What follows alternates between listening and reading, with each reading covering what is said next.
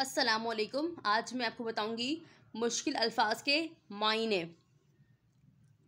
Number 1 नुमाया यानी कि नमूदार होना। नंबर 2 हलाल यानी कि जायज़।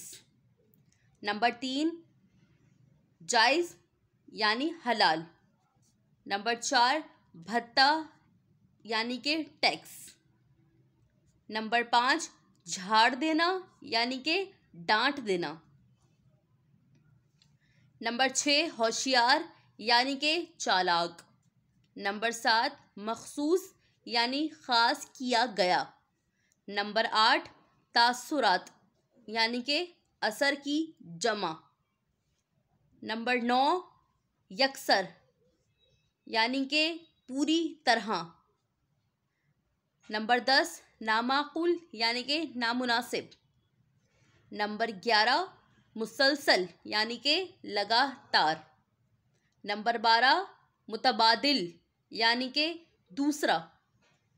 नंबर 13 वसवसा यानी कि शक या वहम। नंबर 14 मुखातिब यानी कि मतवज्जा हुए। नंबर 15 इक्तफा करना यानी राज़ी होना। नंबर 16 बराजुमान यानी कि तशरीफ़ रखी। नंबर 17 पलंदा यानी कि बंडल। नंबर 18 भवें आईब्रो।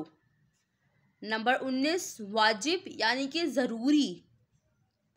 नंबर 20 मौत दबाना मायने अदब से।